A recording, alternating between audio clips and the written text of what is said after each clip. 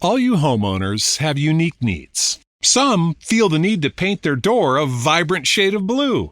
Others have the need to decorate their bathroom with fish, anchors, and other nautical items.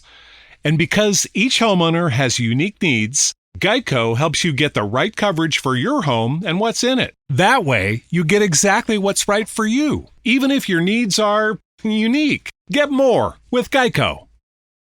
Dicen que esa batalla, la de Tacuarembó, marcó el final de la lucha artiguista. La Torre fue derrotado. Pantaleón Sotelo, quien años antes había peleado junto a Andrés Guacurarí, murió en la contienda y Fructuoso Rivera se alió a los enemigos. Fueron los tiempos en los que Artigas cruzó al Paraguay para exiliarse con sus negros lanceros. La Parda no lo siguió. Se unió al hombre que le había robado un beso con pocas palabras, que la había enamorado con sus ojos ardientes y que la había hecho vibrar sin siquiera penetrarla. Ese hombre le había pedido casamiento. Era demasiado para ella, lo sabía, y sin embargo lo aceptó. Aceptó no solo porque su presencia la embrujaba, sino porque olvidaba que en aquel amanecer de enero la defendió del enemigo. Salvador había cruzado el campamento como una ráfaga para levantarla del suelo en el que se hallaba tirada tras recibir un lanzazo en la pierna. Ese hombre había cuidado su herida con dulzura. Ese hombre le había prometido amor eterno. Supo también que la eternidad no sería para ellos, pero agradeció al cielo la oportunidad de tenerlo a su lado, al menos por un tiempo. Mientras los sueños de aquella revolución se derrumbaban, ellos cabalgaban hacia el Arapey para enfrentar otras revoluciones. Para la Parda, el portugués era su revolución.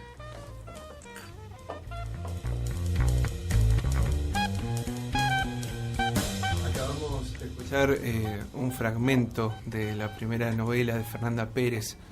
Y por Fernanda Pérez estamos hablando de Las Maldecidas. ¿Cómo estás? ¿Cómo estás, Juan? ¿Bien? ¿Todo bien? En realidad este es un fragmento de la última novela. De la última, perdón. De Los Paraísos Perdidos, pero está relacionada, porque Los Paraísos, si bien es una novela que se puede leer de manera independiente, es una novela que está relacionada. Algunos personajes de Las Maldecidas vuelven a aparecer, y como ahí aparece también la figura de Andrés Guacurarí, por eso lo han relacionado también, ¿no?, con Las Maldecidas. Pero se me vino ahí solito. Pero toma los años posteriores, en realidad, toma los años de esto, ¿no?, del exilio de Artigas y bueno, de lo que pasa con todo el ideario artiguista en esa región, tanto de nuestro país como de algunos países limítrofes. ¿Desde siempre te gustó así la novela histórica? ¿La historia como tal? ¿De dónde? ¿Qué es lo que está primero? Mira, a mí siempre me gustó escribir. Cuando yo empecé a pensar mi primera novela, que además tampoco sabía si iba a ser una novela, no tenía la menor idea si la iba a publicar o no. Yo tenía una idea, la ficción tenía en mi cabeza, y sabía que iba a transcurrir en otra época, ¿no? Y después uno de los personajes femeninos buscaba como... Mi idea era que se tenía que enamorar de una especie de caudillo, pero obviamente tenía que buscar un caudillo que no fuera ninguno de los que ya se han escrito tanto y que se conoce mucho, ¿no?, de sus vidas y de sus amores, porque ella era un personaje ficticio. Y así llegué a la historia de Andrés Guacurarí, y así empecé como a meterme, ¿no?, en esto de la novela histórica, a investigar, a recorrer los lugares. Bueno, hay un poco, digo yo, como mezclar las dos pasiones, la escritura y el periodismo. Porque bueno, hay todo un trabajo de investigación, de hacer entrevistas, de charlar con los investigadores e historiadores de la región, con gente también de la región, ¿no?, y conocer su opinión sobre estos hechos, que ha quedado, ¿no?, de este pasado hoy en el colectivo de estas sociedades. Entonces, bueno, un poco mezclar esas dos cosas, pero no es que yo de entrada dije voy a escribir novela histórica. De hecho, Las Maldecidas es histórica.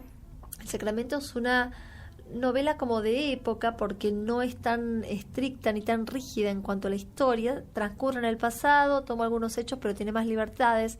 Los Paraísos se enmarca en una novela histórica y ahora termina una novela contemporánea. Es decir, es como, me parece que uno va escribiendo en función de sus necesidades, ¿no?, de estas historias que tenemos adentro, y que necesitamos contar, necesitamos sacar.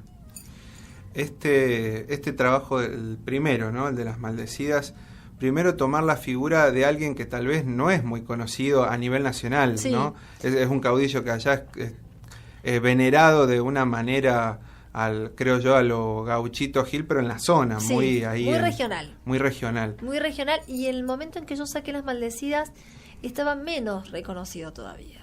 Porque después hubo todo un proyecto a nivel nacional, se lo declaró general post-mortem, digo, hubo una instalación, por supuesto, dentro del sector de gente que más o menos conoce la historia y demás, digamos, no es que es demasiado popular.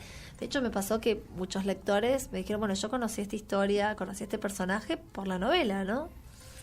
Eso también es interesante, es algo gratificante también porque inclusive se mezcla, como dijiste, el trabajo del periodista o de la periodista en este caso, y que se vea realzado que alguien diga, che, qué interesante lo que hiciste, que vendría a ser, bueno, un gran artículo novelístico. Y además acá había como dos cosas. Para los misioneros es un personaje, digamos, es un ídolo, esto que vos dijiste, ¿no? Como estos caudillos o estos seres que acceden, ¿no? Claro, se vuelve casi una mitología. Un mito. Y los correntinos está dividido. Lo que es más la población rural tiene esta mirada, pero gran parte también de la ciudad de Corrientes no. De hecho, yo en la novela cuento algunos hechos de por qué se gana la enemistad, ¿no? De los correntinos más encumbrados, o sectores como más oligárquicos de la sociedad, porque él era un indio, ¿no? De hecho, creo que es el único que detenta un cargo como de gobernador, podríamos decir, porque este cargo de comandante general era un cargo político-militar.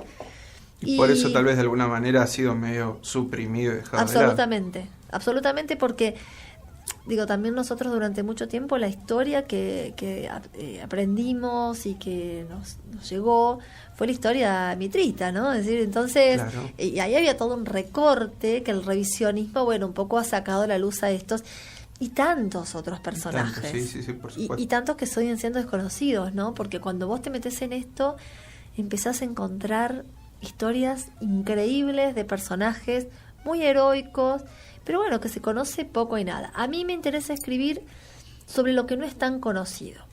Y me interesa también escribir sobre otras regiones del país que también han sido postergadas y siguen siendo un poco postergadas, ¿no? Sí, por supuesto. Cuando hablamos de postergación en esa época y demás, en Los Paraísos habla un poco del abandono de toda una región, ¿no? Cuando se corre la figura de Artigas, bueno, nadie sabe muy bien qué hacer con esa región del país. Una región que había sido muy importante durante el proceso de la Revolución de Mayo, para la independencia, porque estaba en el límite, ¿no? Paraguay, Brasil, era una región muy activa desde ese punto de vista. Y sin embargo, bueno, estas lejanías territoriales y geográficas, donde todo se concentra en Buenos Aires y en algunas provincias de los alrededores, marcan toda una situación para esta región del país, que si uno lo ve como en el tiempo, en retrospectiva, ¿no? Y lo ve hoy, se mantiene. Porque yo siempre digo, bueno... Por supuesto, hay un carácter, hay un federalismo medio maquillado siempre. Sí, absolutamente. Que por ahí nosotros a lo mejor tampoco lo vemos tanto porque estamos en Córdoba, que dentro de todo está como en una región más central, ¿no? Del país. Sí. Pero en esto se ve mucho, y también rescatar las características culturales, eso es de una enorme riqueza, ¿no? Detalles, poder trabajar con los historiadores de la zona, que tampoco son muy escuchados y tienen investigaciones increíbles. Yo en el caso de este libro, Los Paraísos, trabajé con 2 investigadores. ¿Cuánto tiempo te llevó a hacer todo esto? Y bastante, porque Las Maldecidas, pues sabes que yo no tengo como un registro, pues yo tengo un archivo que terminé, como que puse el fin en el año 2007, y después lo edité en el 2012. Y en todo ese proceso reescribí, seguí encontrando cosas, porque bueno, una cosa es terminar una novela y otra es editar. Son dos cosas muy diferentes. ¿Te gusta mucho la corrección? ¿Le das Sí, mucho? es lo que más me gusta. Ah, bien. Yo disfruto mucho más la corrección que la escritura en sí. Mira que por ahí los escritores dicen, no, porque esta escena... Es así como salió y qué sé yo. No, primero yo soy muy anárquica. No, siempre cuando vamos a charlas con autoras, sobre todo del género, son todas como muy orgánicas, ¿no? Tienen un proceso de investigación, un proceso de escritura y un proceso de corrección y edición. Yo no. Yo empiezo a escribir lo que me sale, lo que siento, leo algo, investigo algo, vuelvo, y después empiezo a hacer como una investigación más fina. A veces instintivamente llego a cosas que son así o que fueron así. pero soy como muy desordenada en ese punto, y como tampoco tengo plazos, me tomo los tiempos que considero que debe tener una novela para ser publicada. Todo el que escribe sabe que uno no escribe por inspiración, se escribe por oficio, ¿no? Es decir, no me acuerdo quién era el que decía, ¿qué piensa usted de la inspiración? Yo no sé lo que es eso, decía un autor muy famoso, no sé si era Wilde o...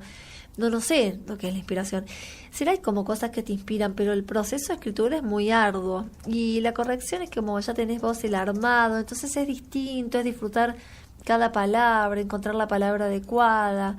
En este caso también encontrarle la voz, ¿no? A los personajes, esta mixtura del lenguaje del español o del castellano con el guaraní, con el portugués.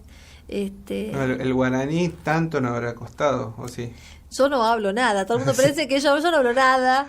Mi marido, él tampoco, pese a que él es misionero y de la región no. Pero entiende. Pero entiende muchas cosas. Sin embargo, yo trabajé con Jerónima Martínez, que es una profe de guaraní paraguaya, ella del ICA, del Instituto de Cultura Aborigen. Y cuando un momento yo le dije, mira, yo todo lo que quiero traducir al guaraní, yo había escrito en castellano y necesitaba como la traducción. Y ella me encantó algo que me dijo, ¿vos querés una traducción textual o poética? Claro, porque es una lengua oral. Claro. Entonces... los significados son distintos. Exactamente. Y yo dije, qué buena traductora, ¿no? Hacer esta pregunta. En algunos casos teníamos que buscarle el vuelo poético. Igual, o sea, te la tiró para que vos le digas la poética. Claro, me tiró las opciones sabiendo cuál iba a elegir yo. Claro. Sí, pero bueno, es interesante ese proceso, el poder ponerle voz a los personajes, ¿no? Yo no trabajé mucho, por ejemplo, yo hablaba mucho con el vosotros, vuestro, bueno, yo limpié un poco eso porque me parecía muy tedioso para el lector, pero sí respeté muchas otras cosas que creo que le daban como la personalidad, ¿no?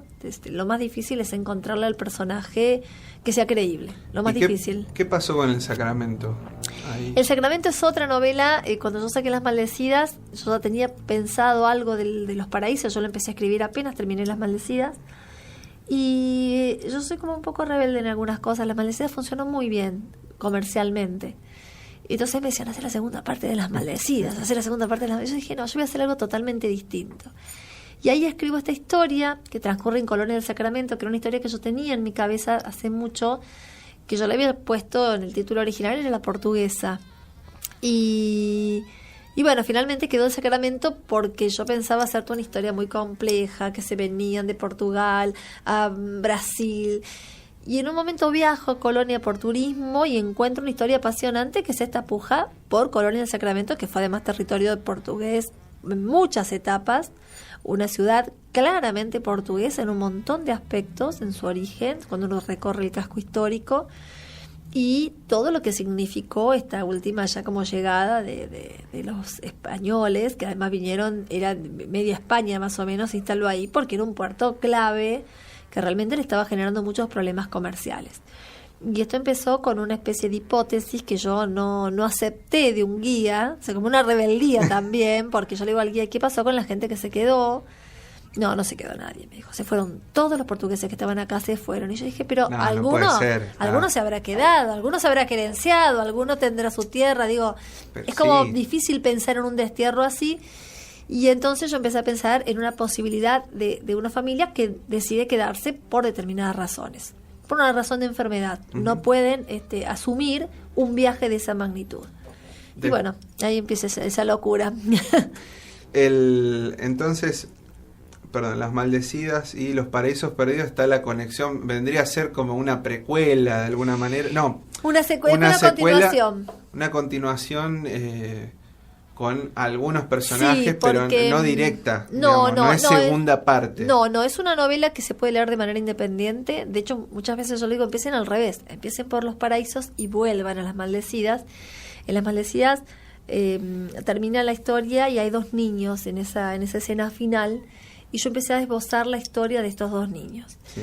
Y bueno, y bastante avanzada la novela, yo necesitaba un personaje que tenía que ser un personaje que viniera de la banda oriental, que tuviera algún origen portugués, que le dijeran el portugués, porque me perseguía esta cosa, no era el portugués, el portugués. Sí. Que hubiera sido cercano al artiguismo, bueno, una serie de características.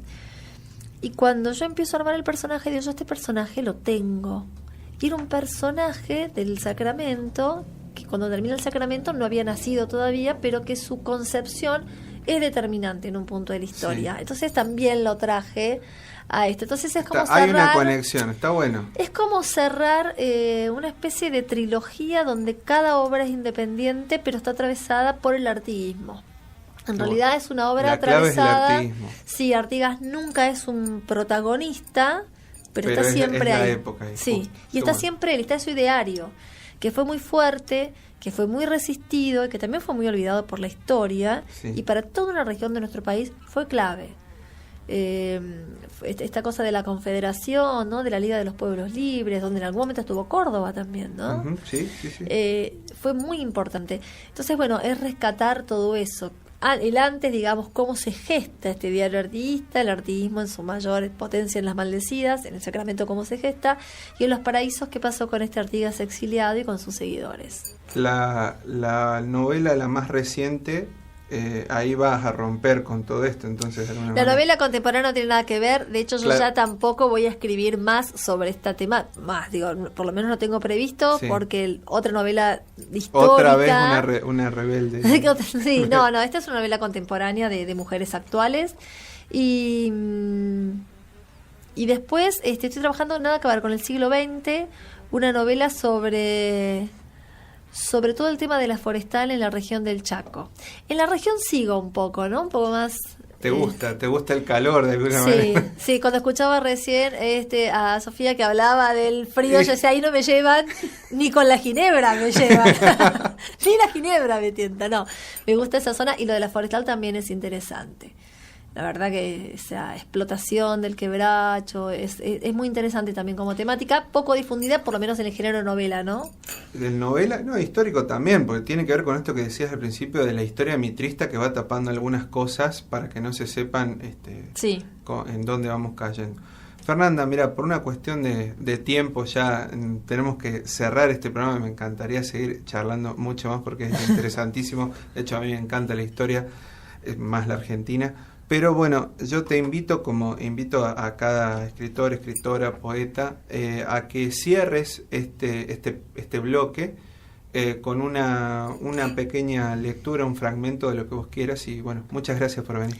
Bueno, gracias a ustedes y vamos a cerrar con un texto también muy cortito de Los Paraísos, donde el portugués, que es un personaje bastante, digamos que está bastante marcado por la tragedia, habla en primera persona, ¿no?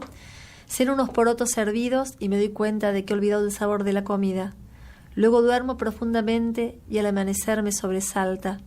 Me acerco hasta el catre en el que descansa Panchito y lo beso en la frente.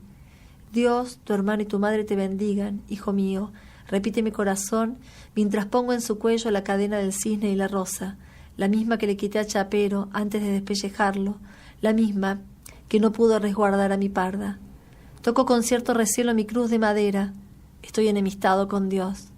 Te cuidará, creo escuchar, en una voz que me lleva directo a reconstruir en mi memoria los labios de mi mujer. El tiempo te sanará.